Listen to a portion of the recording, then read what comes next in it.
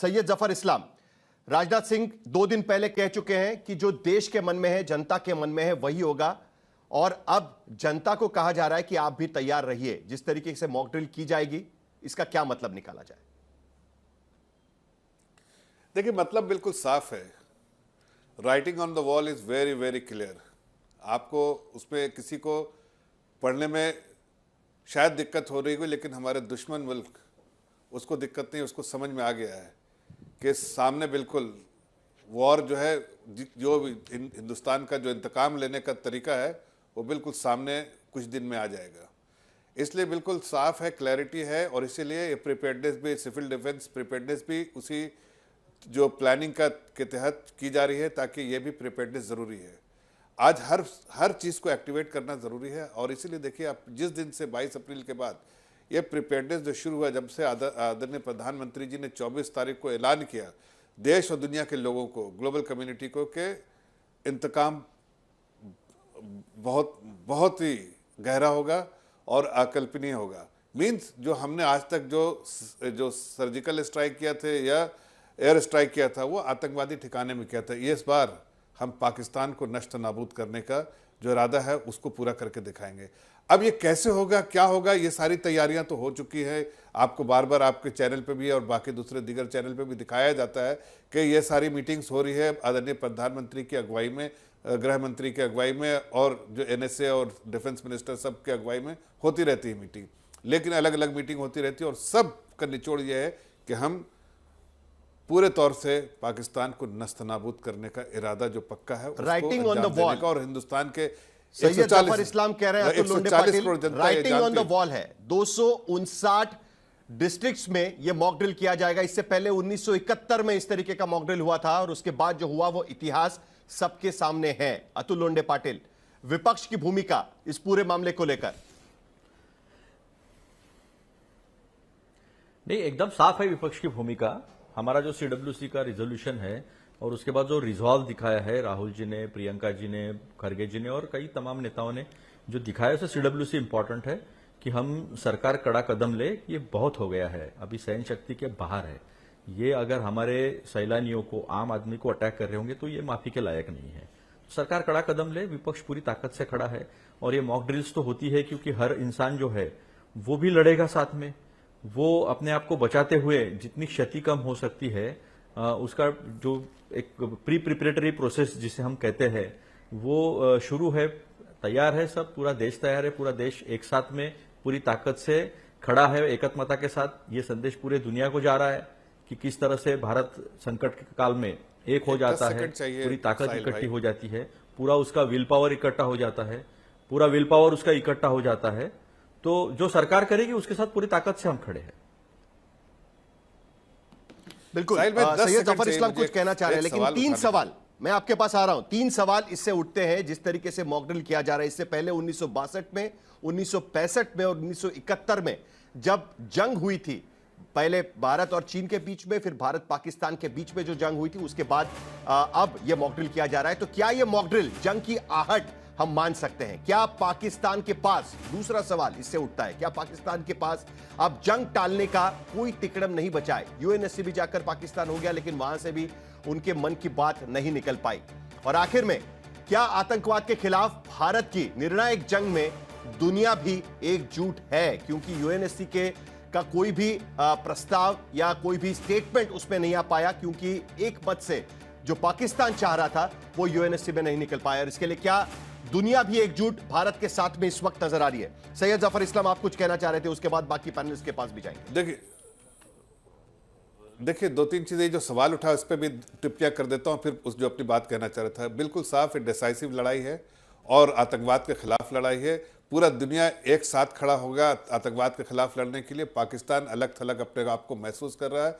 और हम ये भी बताना चाहते हैं कि देखिए, आदरणीय प्रधानमंत्री जी ने पिछले 10-11 साल में हर प्लेटफॉर्म, ग्लोबल प्लेटफॉर्म से आतंकवाद के खिलाफ लड़ने के लिए सबको एकजुट होने के लिए कहा। और आज पाकिस्तान में जैसे यूनाइटेड नेशन में जिस तरह से उसको लताड़ पड़ी और पूरी दुनिया एक साथ जुट के एकजुट होकर खड़ा है, उससे समझ में आता है कि पाकिस्तान के गिने चुने दिन बचे हुए हैं। लेकिन बहुत अहम बात यह है कि देखिए, मैं कोई टीका टिप्पणी नहीं करना चाहता ऐसी चीज़ों में। जिस तरह से अभी अतुल भाई ने कहा, अतुल लोंढे पाटिल साहब ने, वो उसमें एक ऑपोजिशन की भूमिका उसको सराहता हूं, लेकिन काश इसी तरह की बातें अगर उनके पार्टी के प्रेसिडेंट मल्लिकार्जुन खड़गे साहब बोलते तो अच्छा लगता है। इसलिए कि जब उन्होंने आज झारखंड में इस तरह की बातें की कि भाई 3 दिन पहले इंटेलिजेंस रिपोर्ट एक न्यूज़पेपर में पढ़ा, ऐसी बातें इतने बड़े नेता, इतनी बड़ी पार्टी के आप प्रेसिडेंट है और न्यूज़पेपर के हवाले से इस तरह से सरकार को कटघरे में खड़ा करना, ऐसी स्थिति में जब हम जा रहे हैं, हम बिल्कुल जैसा मैंने कहा writing on the wall is clear,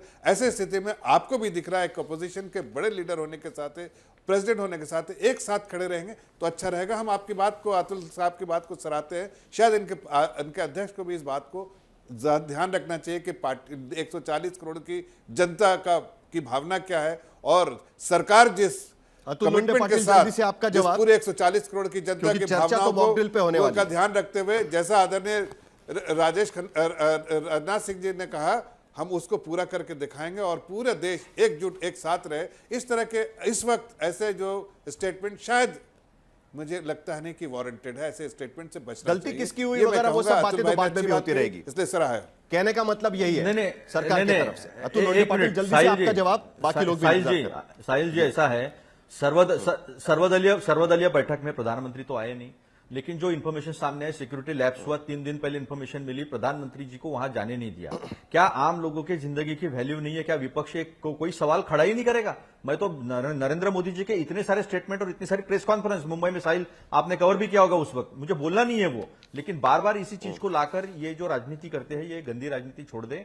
अभी सब एक है और कुछ सिक्योरिटी लैप्स का सवाल, क्योंकि आम आदमी की जिंदगी गई है, पहले बार अटैक हुआ है, आम आदमी पर अटैक हुआ है, सैलानियों पर अटैक हुआ है, तो वो सवाल पूछा है, तो विपक्ष तो सवाल पूछेगा आम आदमी की जिंदगी के लिए कि वो भारतीय नहीं थे जो गए, वो उनके लिए उनके वो ऊपर जो अटैक हुआ, भारत की अस्मिता के ऊपर, स्वाभिमान के ऊपर, भारत के ऊपर अटैक हुआ है वो।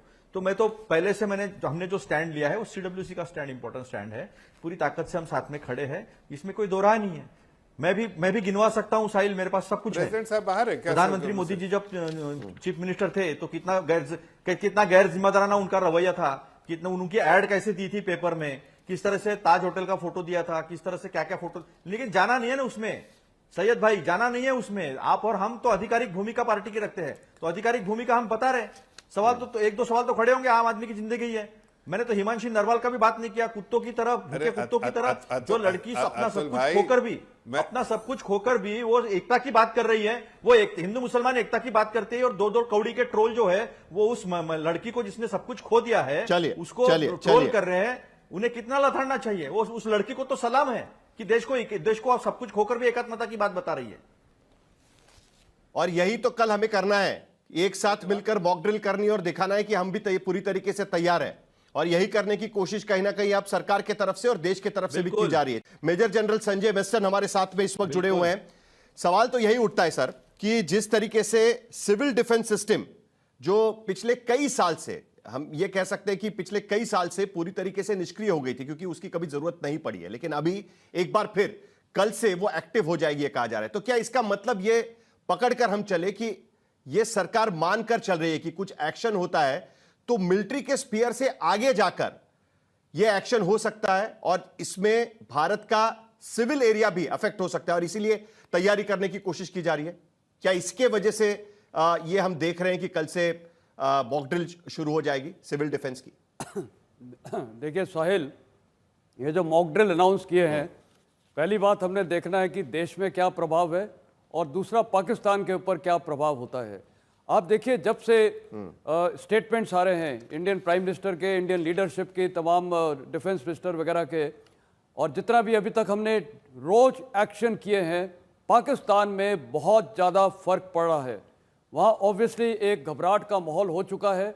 अभी तो काइनेटिक एक्शन शुरू ही नहीं हुआ है, वो जब शुरू नहीं हुआ तो उसके बावजूद आप देख लिए वो कितनी घबराहट हो गई है। इंडस वाटर ट्रीटी से लेके जितने भी एक्शंस हुए हैं, और ये मॉक ड्रिल वाला भी है, इसके ऊपर भी पाकिस्तान के ऊपर फर्क पड़ेगा। तो ये एक मैसेजिंग तो है, अब पाकिस्तान के ऊपर है वो किस प्रकार ये मैसेजिंग को ले।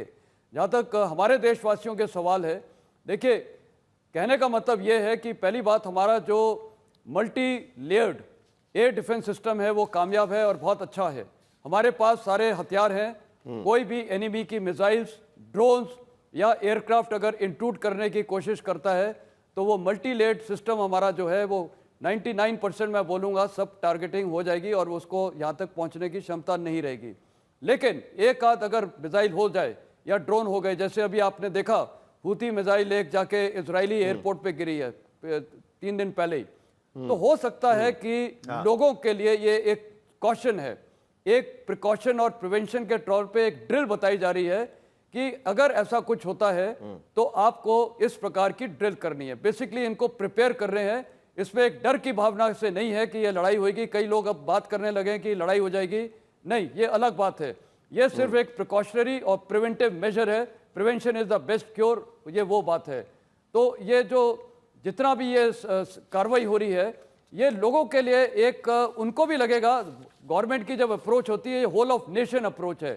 होल ऑफ नेशन अप्रोच ये मतलब है कि आम तौर पे जो आम जनता है वो सोचती है ये फौजी लड़ेगी या पॉलिटिकल लीडरशिप का काम है, पूरा देश एकजुट होकर ये लड़ाई करता है, पूरा नेशनल सपोर्ट हो जाता है। तो ये जो अभी कार्रवाई है, इससे हमारा देश में सब जागरूक हो जाएंगे कि उनका भी कोई रोल है। उनका क्या क्या रोल है? पहला रोल है खुद को बचाना, गवर्नमेंट की प्रॉपर्टी, अपनी प्रॉपर्टी को अगर बचा सकते हैं, और आपस में जितने लोग हैं उनको भी बचाना। लेकिन सबसे बड़ी चीज ये भी है इसमें साथ साथ कि एक गवर्नमेंट की ये साफ मैसेजिंग लोगों के लिए भी है, क्योंकि भारत के अंदर कुछ मैं बोलूंगा सपोर्टर्स हैं पाकिस्तान के और स्लीपर सेल्स हैं, वो जो एक्टिवेट हो सकते हैं। तो उनके लिए भी एक मैसेज है कि जो आम जनता है वो भारत सरकार के आईज और ईयर्स हैं। कहने का मतलब है अगर उनको कुछ भी ऐसी सस्पिशियस एक्टिविटी दिखती है तैयारी एक तरीके तो उनका से फर्ज है रिपोर्ट करना।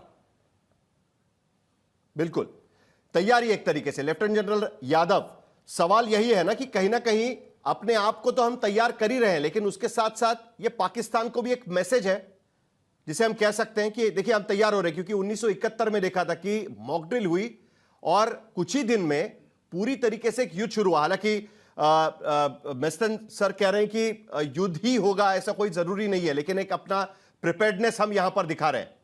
लेकिन यह पाकिस्तान को भी एक मैसेज हम कह सकते हैं। बिल्कुल ठीक है, और जो जनरल साहब ने बोला है मैं उनसे सहमत हूँ। देखिए, जब भी देश लड़ाई के अंदर जाता है, ये सिर्फ आर्म्ड फोर्सेस नहीं, पूरा देश जाता है उस लड़ाई के अंदर। और आज की तारीख में जो लड़ाई हमारी और पाकिस्तान के बीच में चल रही है, it has already started. It is a hybrid warfare. Hybrid warfare के अंदर सेना जो है सबसे आखिर के अंदर है। उससे पहले जैसे आपने देखा इकोनॉमिक लेवल के ऊपर है, पॉलिटिकल लेवल पे है, डिप्लोमेटिक लेवल के ऊपर है, पाकिस्तान के ऊपर शिकंजा जकड़ा जा रहा है। तो उसके लिए साथ में जब हम सेना और सिविल सोसाइटी इकट्ठे होकर हमको लड़ाई लड़नी है, तो ये जो मॉक ड्रिल कल होने के लिए वाली है, उसके अंदर we are preparing the nation for contingency. और उसके लिए हमने क्या किया है कि पूरे देश को और जितने भी पॉसिबल ऑब्जेक्टिव्स है, उन ऑब्जेक्टिव्स को 3 कैटेगरीज के अंदर बांटा है। कैटेगरी 1 है वो स्ट्रेटेजिक हमारे ऑब्जेक्टिव्स हैं, जैसे आपके न्यूक्लियर पावर प्लांट्स हैं, आपकी डैम्स हैं, आपके बैरेजेस हैं जिसमें फ्लडिंग की जा सकती है या फिर वाटर को डिनाइल किया जा सकता है। तो ये चीज ज्यादा जरूरी हो जाती है। आपने देखा इंडस वाटर ट्रीटी है, जिस प्रकार के बयान हम दे रहे हैं, जिस प्रकार के बयान पाकिस्तान दे रहे हैं, इसमें इसकी अहमियत बहुत ज्यादा बढ़ जाती है। उसके बाद पॉलिटिकली इंपॉर्टेंट जो टाउन्स हैं, जैसे दिल्ली है, बॉम्बे है, चेन्नई है, कोलकाता है, ये बड़े बड़े शहर हैं जिनका पॉलिटिकल वैल्यू बहुत ज्यादा है, इनके ऊपर तबाही हो सकती है। उसके आगे जाके टेक्निकल लेवल में मिलिट्री ऑब्जेक्टिव्स हैं, जैसे हमारे एयरपोर्ट है, एयर बेसिस हैं, हमारे रेलवे स्टेशन हैं, हमारी बंदरगाहें हैं। ये ऐसी हैं जिनके ऊपर फौज की मोबिलाइजेशन, उनका रसद पानी आना जाना, ट्रेड का होना, ये सारी चीजें पूरे वॉर एफर्ट जो है, जिस जिस चीज का उसमें भागीदारी है, उन सबके ये बिकम ऑब्जेक्टिव्स। और इसके साथ के साथ हमारी सिविल पॉपुलेशन पूरे देश में फैली हुई है। और पाकिस्तान की तरफ से थ्रेट क्या है? थ्रेट है कि वो मिसाइल्स डाल सकते हैं। अब मिसाइल की अगर बात करें, मिसाइल की जो रेंज है सबसे ज्यादा है। इनके पास कई किस्म की मिसाइल है। गौरी मिसाइल है जिसकी रेंज 1, 2, 3 इनका है, 1500 किलोमीटर से 2,500 किलोमीटर तक है। शाहीन मिसाइल उनके पास है 2000 से 2500 किलोमीटर की मिसाइल है। और अभी रिसेंटली उन्होंने एक मिसाइल का इन्होंने डिमॉन्स्ट्रेशन किया था। यही तो सवाल है सर कि जो यूएनएससी के मीटिंग में पाकिस्तान को पूछा गया, जब पाकिस्तान भारत की शिकायत करने के लिए मीटिंग बुला चुका था, और वहां पर यही सवाल पूछा गया कि आप बिना किसी सबूत के ये मिसाइल टेस्टिंग क्यों कर रहे हो, क्यों आप इस तरीके से युद्ध की स्थिति पैदा करने की कोशिश कर रहे हो। पहलगाम को लेकर भी कई सवाल पूछे गए।